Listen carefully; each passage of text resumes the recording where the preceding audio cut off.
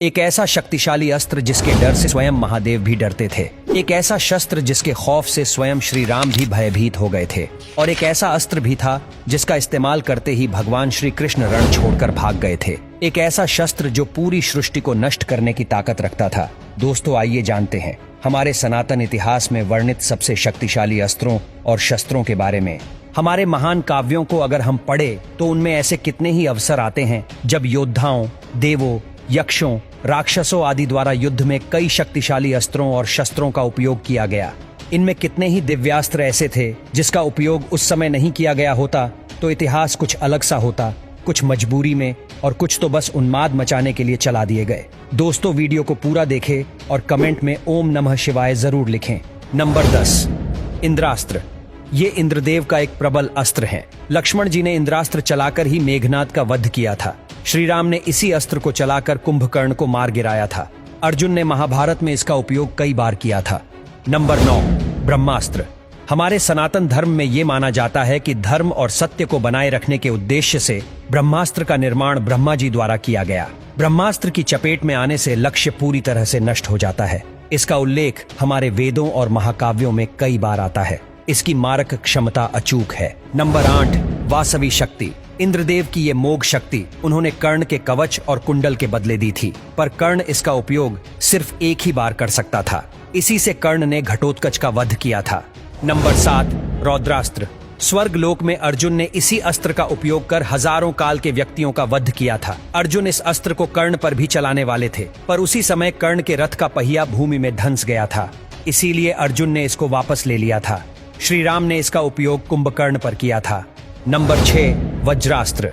देवराज इंद्र का वज्र एक दुर्जेय और अत्यधिक शक्तिशाली शस्त्र है। एक बार चलाने पर इससे इतनी ऊर्जा निकलती है जो लाखों प्राणियों को क्षण भर में भस्म कर सकती है। इंद्र ने इसका इस्तेमाल करके वल और वृत्त जैसे अति बलशाली राक्षसों का वध किया था। बाल हनुमान को भी इसका उपयोग कर अचेत कर दिया था। रामायण में ये अस्त्र श्री राम और लक्ष्मण जी के पास था और महाभारत में अर्जुन ने इस अस्त्र को अपने पिता से ग्रहण किया था। वज्रास्त्र को चलाकर ही अर्जुन ने लाखों निवातक वच असुरों का वध किया था। नंबर 5, वैष्णवास्त्र।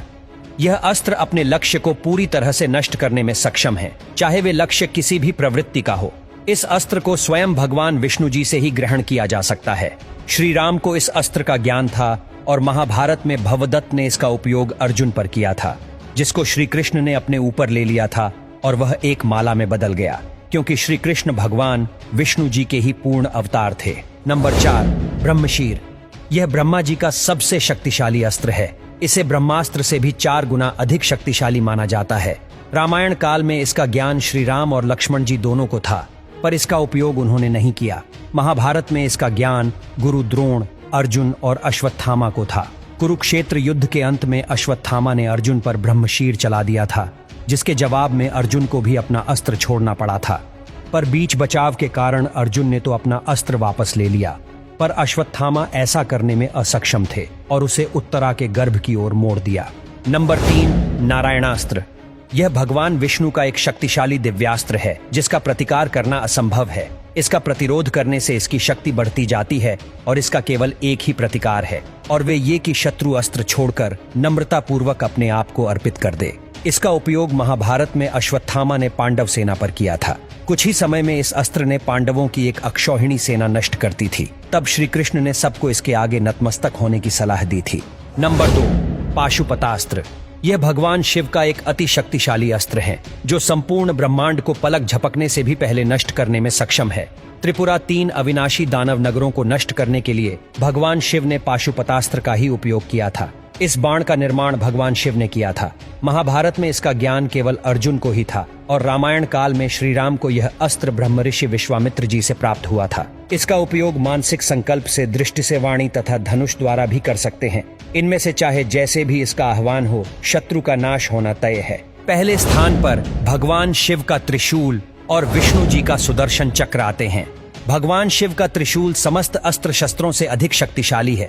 इसका प्रमाण हमें महाभारत के अनुशासन पर्व में मिलता है। त्रिशूल के 3 मुख्य रचनात्मक ऊर्जाओं के 3 रूपों ईरा, पिंगला और सुषुम्ना का प्रतिनिधित्व करते हैं। शंकर जी द्वारा छोड़े जाने पर वह इस पृथ्वी को विदीर्ण कर सकता है, महासागरों को सुखा सकता है अथवा समस्त संसार का संहार कर सकता है। धूम रहित आग की ज्वालाओं सहित वह काला त्रिशूल प्रलय काल के सूर्य के समान उदित हुआ था और हाथ में सर्प लिए अवर्णनीय शक्तिशाली पासधारी यमराज के समान जान पड़ता है। और वही सुदर्शन चक्र अजयता गति और मन को इंगित करता है। सुदर्शन चक्र अच्छाई की बहाली को भी दर्शाता है। भगवान विष्णु का ये चक्र शिव जी की त्रिशूल की ही तरह अति शक्तिशाली है। एक बार इस चक्र को छोड़े जाने पर इसको काट पाना असंभव है। विष्णु जी के अवतार श्री राम और श्री कृष्ण जी ने इसको धारण किया था, लेकिन इसका उपयोग इन दोनों में सिर्फ श्री कृष्ण ने ही किया था। श्री कृष्ण ने सुदर्शन चक्र से ही शिशुपाल का वध किया था।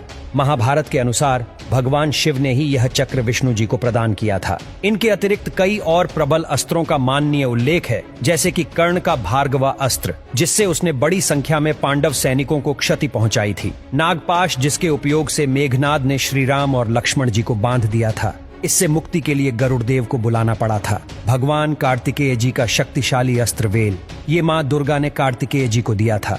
इसी से उन्होंने तारकासुर और उसके साथ आए लाखों दैत्यों का वध किया था। अंजलि का अस्त्र, जिससे अर्जुन ने कर्ण का वध किया था। भीष्म पितामह का प्रस्वाप्न अस्त्र और भी कई ऐसे अस्त्र, अंतर्ध्यान, आग्नेय अस्त्र, सम्मोहन अस्त्र, वरुणास्त्र इत्यादि मुख्यतः इन्हीं वस्त्रों को ही अति शक्तिशाली माना गया।